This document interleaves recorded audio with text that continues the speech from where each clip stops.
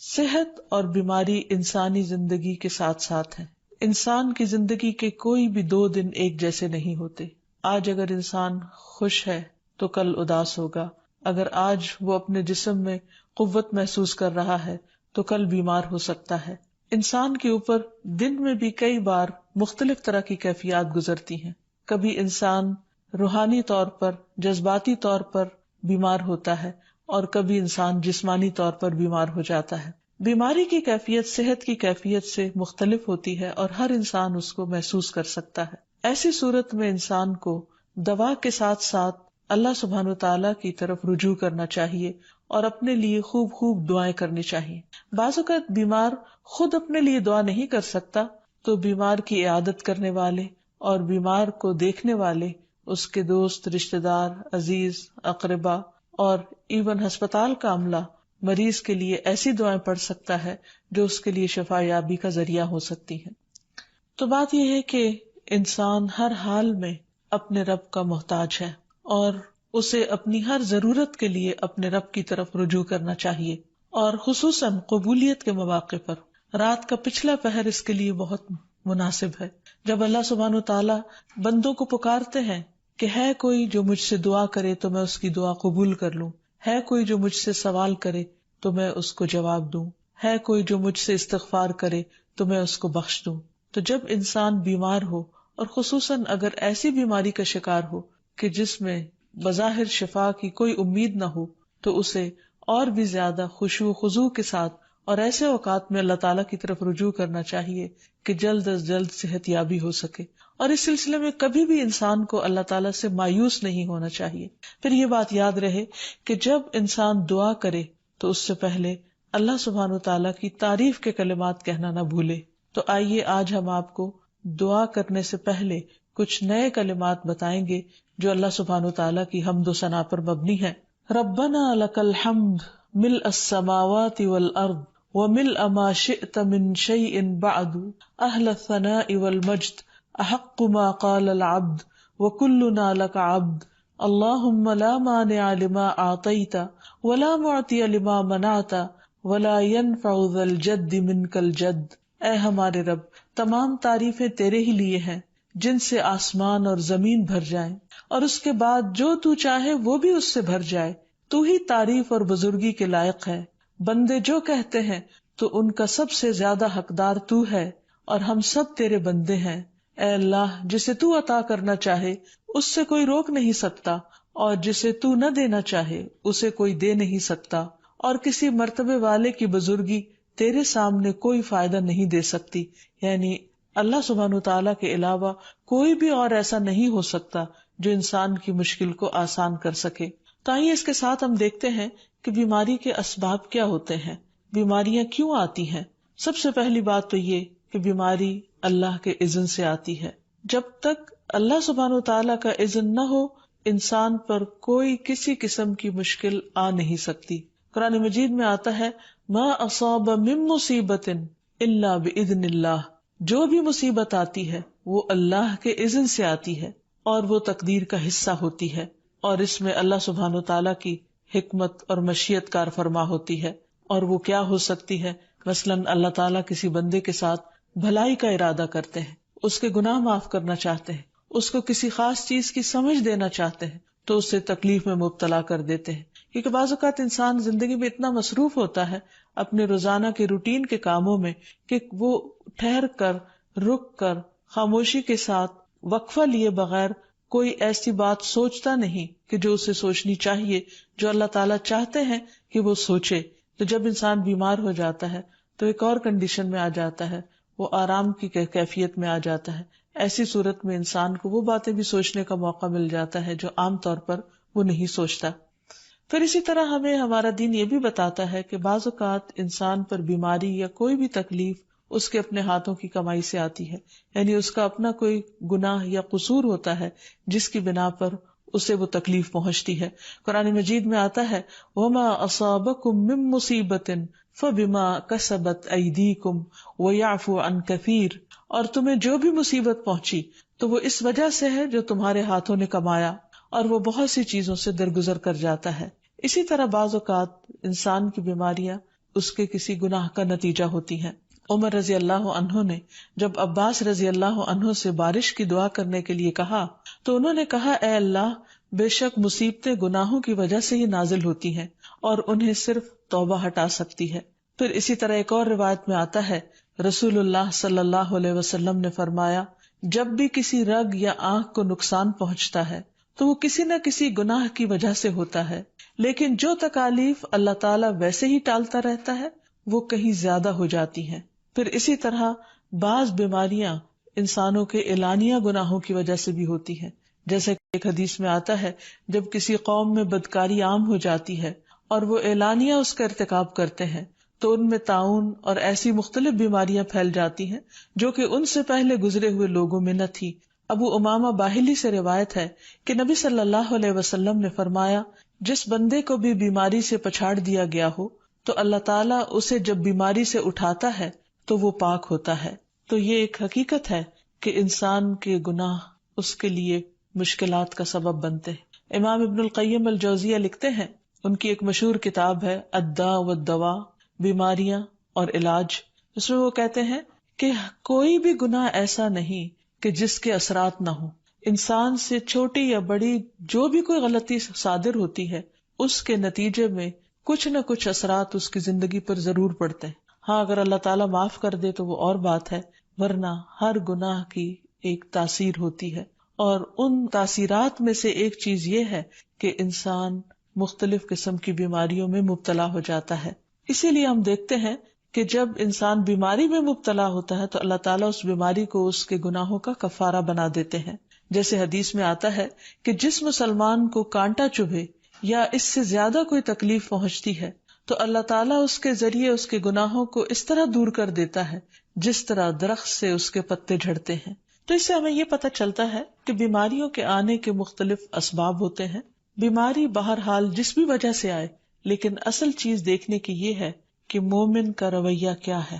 مومن کو اگر کوئی کانٹا بھی چبھتا ہے تو وہ اس پر صبر کرتا ہے۔ اس لیے بیماری یا تکلیف کے آنے پر انسان کو اللہ سے راضی رہنا چاہیے، شکوہ نہیں کرنا چاہیے، کیونکہ جو اللہ سے راضی ہو جاتا ہے کسی آزمائش پر، اللہ تعالیٰ بھی اس سے راضی ہو جاتا ہے۔ پھر اسی طرح اللہ تعالیٰ کا شکر ادا کرنا چاہیے، کیونکہ بیماری اس سے زیادہ شدید بھی ہو سکتی تھی، لہٰذا انسان کو اللہ تعالیٰ جس حال میں رکھے انسان اس پر شکر گزار رہے۔ پھر یہ کہ انسان کسی بھی بیماری میں کسی بھی قسم کی ہو اور زندگی کے کسی بھی حصے میں ہو، اس میں مایوس نہ ہو، پر امید رہے کہ بیماری دور ہو جائے گی۔ پھر اسی طرح اگر بیماری طول پکڑ جائے تو انسان کو گھبرانا نہیں چاہیے، کیونکہ ہر گزرنے والا لمحہ انسان کے درجات میں اضافے کا سبب بنتا ہے اور اس کے گناہ مسلسل جھڑتے چلے جاتے ہیں حتیٰ کہ انسان بالکل پاک صاف ہو جاتا ہے۔ پھر اسی طرح انسان کو بیماری کی حالت میں دوسروں سے شکوے شکایات نہیں کرنی چاہیے، کیونکہ بیماری اللہ کے اذن سے آتی ہے، اور جب انسان ہر ایک کے آگے رونے لگتا ہے تو گویا وہ اللہ تعالیٰ کا شکوہ کر رہا ہوتا ہے، جو چیز اللہ تعالیٰ کو پسند نہیں۔ پھر اسی طرح منہ سے برے الفاظ نہیں نکالنے چاہیے، بیماریوں کو کوسنا نہیں چاہیے، اور پھر ایسے الفاظ نہیں ادا کرنے چاہیے کہ مجھے لگتا ہے کہ اس بیماری میں میری زندگی چلی جائے گی، یا یہ کہ کسی مریض کی عیادت کے لیے جا کر اس کو اس قسم کی بات نہیں کرنی چاہیے، خواہ کتنی ہی خطرناک بیماری کیوں نہ ہو، ہمیشہ اسے امید دلانے چاہیے، کیونکہ مایوسی کے الفاظ اور برے بھلے اور منفی قسم کی باتیں اللہ تعالیٰ کو پسند نہیں، اور انسان ویسے بھی جیسے سوچتا ہے پھر اس کے ایکشن اس کے مطابق ہونے لگتے ہیں۔ اب یہ ہے کہ انسان بیماری میں دوا ضرور کرے، کیونکہ حدیث میں آتا ہے کہ اللہ تعالیٰ نے کوئی بیماری ایسی نہیں اتاری جس کے لیے دوا نہ اتاری ہو۔ ہاں، جسے معلوم ہو اسے معلوم ہوتا ہے، اور جسے نہیں معلوم ہوتا اسے نہیں معلوم ہوتا۔ بعض اوقات اللہ تعالیٰ ڈاکٹر کے دل میں ڈال دیتا ہے اور اس کا علاج اس کو سمجھ میں آ جاتا ہے، اور بعض اوقات وہ بیماری لا علاج ہوتی ہے، حالانکہ اس کا علاج موجود ہوتا ہے مگر کسی کو بھی علاج سمجھ میں نہیں آتا۔ بہرحال نوعیت کچھ بھی ہو تو علاج ضرور کراتے رہنا چاہیے، اور کبھی مایوس نہیں ہونا چاہیے کہ اس بیماری کا علاج ہو نہیں سکتا، نہیں، ایک کے بعد ایک کوشش انسان کرتا رہے، اور جب اللہ کا اذن ہوگا بیماری دور ہو جائے گی۔ اور اس کے ساتھ ساتھ انسان یہ بھی یقین رکھے کہ شفا اللہ کے ہاتھ میں ہے، کسی ڈاکٹر کے ہاتھ میں نہیں، کسی انسان کے ہاتھ میں نہیں، کیونکہ جب تک اللہ کا اذن نہ ہو شفا نہیں ہو سکتی، خواہ کوئی کتنا بھی بڑا ڈاکٹر کیوں نہ ہو۔ اسی لیے نبی صلی اللہ علیہ وسلم کی دعاؤں کے آخر میں آتا ہے کہ لا شفا الا شفاؤک، کوئی شفا نہیں مگر تیری ہی شفا، یعنی جو اللہ سبحانہ وتعالی اپنے بندے کو شفا عطا کرے۔ پھر اسی طرح یہ ہے کہ حضرت ابراہیم علیہ السلام نے اللہ سبحانہ وتعالی کے بارے میں فرمایا تھا کہ وَإِذَا مَرِضْتُ فَهُوَ يَشْفِينِ، کہ جب میں بیمار ہوتا ہوں تو وہی مجھے شفا دیتا ہے، یعنی اللہ تعالیٰ ہی اس بیماری کو دور کرتا ہے۔ اسی طرح ایک اور روایت سے بھی پتہ چلتا ہے کہ شفا دراصل اللہ سبحانہ وتعالیٰ کے ہاتھ میں ہے۔ حضرت عائشہ سے مروی ہے کہ رسول اللہ صلی اللہ علیہ وسلم دم کیا کرتے تھے اور یہ دعا پڑھتے تھے، امسح البأس رب الناس بیدک الشفاء لا یکشف الکرب الا انت، اے لوگوں کے رب تکلیف کو دور کر دے، تیرے ہی ہاتھ میں شفا ہے، تیرے سوا اس کو دور کرنے والا اور کوئی بھی نہیں۔ پھر اسی طرح انسان جب کسی بیمار کی عیادت کے لیے جائے تو اس پر بھی دعا پڑھے اور اس کے لیے دعا کرے۔ رسول اللہ صلی اللہ علیہ وسلم نے فرمایا، جو مسلمان کسی ایسے بیمار کی عیادت کے لیے اس کے پاس آئے جس کی موت کا وقت قریب نہ آیا ہو اور 7 مرتبہ یہ پڑھے، اسأل اللہ العظیم رب العرش العظیم ان یشفی فلانا من وجعہ، میں اس عظمت والے اللہ سے سوال کرتا ہوں جو عرش عظیم کا رب ہے کہ فلاں کو اس کی تکلیف سے شفا عطا فرمائے، تو اللہ عز و جل اسے شفا عطا فرما دیتا ہے۔ اور پھر ہم دیکھتے ہیں کہ تمام انبیاء اپنی بیماریوں میں، تکلیفوں میں اللہ تعالیٰ کو پکارتے تھے، جیسا کہ ایوب علیہ السلام کی دعا قرآن مجید میں آتی ہے۔ اور ایوب جب اس نے اپنے رب کو پکارا کہ بے شک مجھے تکلیف پہنچی ہے اور تو رحم کرنے والوں میں سب سے زیادہ رحم کرنے والا ہے، تو ہم نے اس کی دعا قبول کر لی، بس اسے جو بھی تکلیف تھی اسے دور کر دیا اور اسے اس کے گھر والے اور ان کے ساتھ ان کی مثل اور عطا کر دیے اپنے پاس سے رحمت کے لیے اور ان لوگوں کی یاد دہانی کے لیے جو عبادت کرنے والے ہیں۔ اسی طرح رسول اللہ صلی اللہ علیہ وسلم نے ایک اور موقع پر ایک صحابی عثمان بن ابی عاص الثقفی کو ایک دعا سکھائی۔ جب وہ نبی صلی اللہ علیہ وسلم کے پاس حاضر ہوئے، وہ کہتے ہیں مجھے اتنی تکلیف تھی کہ قریب تھا کہ وہ مجھے ہلاک کر دیتی، تو نبی صلی اللہ علیہ وسلم نے مجھے فرمایا، اس درد کی جگہ پر اپنا دایاں ہاتھ رکھو اور 7 مرتبہ کہو، بسم اللہ اعوذ بعزت اللہ وقدرتہ من شر ما اجد واحاذر، اللہ کے نام کے ساتھ میں پناہ مانگتا ہوں اللہ کی عزت کی اور اس کی قدرت کی اس شر سے جو میں محسوس کرتا ہوں، یعنی اس تکلیف سے بچنے کے لیے جو مجھے محسوس ہو رہی ہے اور جس سے میں خوف محسوس کرتا ہوں۔ عثمان کہتے ہیں کہ جب میں نے یہ پڑھا تو اللہ سبحانہ وتعالیٰ نے مجھے شفا عطا کر دی۔ پھر اسی طرح ہر بیماری سے شفا کی دعا نبی صلی اللہ علیہ وسلم نے سکھائی۔ عبداللہ بن عباس سے مروی ہے کہ نبی اکرم صلی اللہ علیہ وسلم نے فرمایا، جب کوئی شخص کسی ایسے مریض کی عیادت کرے جس کی موت کا وقت ابھی قریب نہ آیا ہو اور اس کے پاس 7 مرتبہ یہ دعا پڑھے، اسأل اللہ العظیم رب العرش العظیم ان یشفیک، میں عظمت والے اللہ جو عرش عظیم کا رب ہے اس سے دعا کرتا ہوں کہ وہ تمہیں شفا عطا کرے، تو اللہ تعالیٰ اسے اس مرض سے شفا عطا کر دے گا۔ پھر اسی طرح نبی صلی اللہ علیہ وسلم اگر کسی کو کوئی پھوڑا بنسی ہوتی تو اپنے لعاب دہن کے ساتھ زمین کی مٹی تھوڑی سی لے کر اس درد تکلیف والی جگہ پر لگاتے تو اس سے بھی شفا ہوتی۔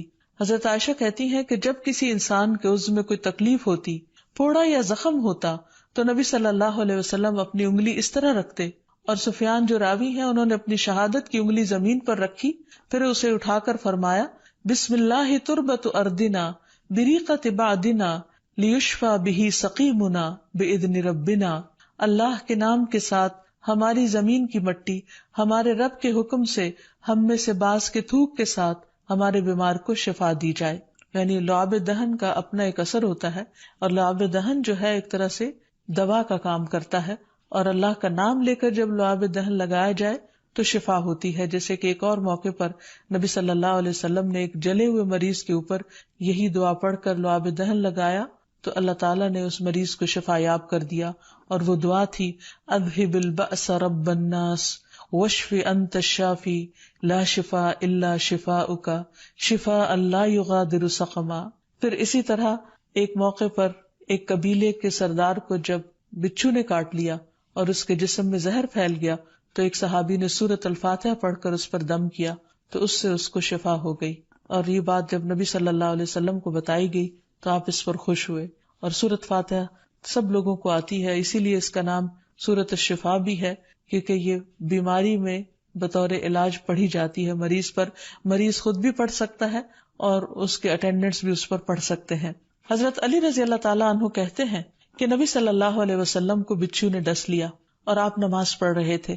جب آپ نماز سے فارغ ہوئے تو آپ نے فرمایا اللہ تعالیٰ بچھو پر لعنت کرے، یہ نہ نمازی کو چھوڑتا ہے نہ کسی اور کو. پھر آپ نے پانی اور نمک منگوایا، آپ اس پر ملتے جا رہے تھے اور یہ صورتیں پڑھ رہے تھے قل یا ایھا الکافرون وقل اعوذ برب الفلق اور قل اعوذ برب الناس. تو یہ بھی ایسے مواقع پر پڑھی جا سکتی ہیں. پھر اسی طرح یہ ہے کہ اگر کسی بھی دوا یا دعا سے مریض صحت یاب نہ ہو رہا ہو، اس کی تکلیف کم نہ ہو رہی ہو، تو بھی موت نہیں مانگنی چاہیے، کیونکہ مومن کے لیے زندگی ایک بہت بڑی نعمت ہے. وہ جس بھی حال میں گزرے بہرحال وہ اسے آخرت کمانے کا ذریعہ بنا سکتا ہے. یعنی اگر وہ تکلیف میں اس کی زندگی گزر رہی ہے اور اس پر وہ صبر کر رہا ہے اور اللہ کو یاد کر رہا ہے تو اس کے بے پناہ درجات بلند ہونے کا ذریعہ ہے. یعنی یہ بیماری اس کے لیے بلندی درجات کا ذریعہ بن جاتی ہے. اس لیے کبھی بھی موت نہیں مانگنی چاہیے. ہاں اگر تکلیف حد سے بڑھ جائے تو انسان یہ دعا مانگ سکتا ہے اللہم احینی ما کانت الحیات خیرا لی وتوفنی اذا کانت الوفات خیرا لی. اے اللہ جب تک میرے لیے زندگی بہتر ہو مجھے زندہ رکھ، اور جب میرے لیے وفات بہتر ہو تو مجھے وفات دے دے. تو اللہ تعالیٰ سے دعا ہے کہ اللہ تعالیٰ تمام بیماروں کو صحت اور شفا عطا فرمائے اور ہمیں بیماری اور آزمائش کے موقع پر اپنی طرف رجوع کرنے کی توفیق دے اور ہر طرح کے شرک اور ایسے کاموں سے بچائے جو اس کو ناراض کرنے والے. وآخر دعوانا ان الحمد للہ رب العالمین. السلام علیکم ورحمۃ اللہ وبرکاتہ.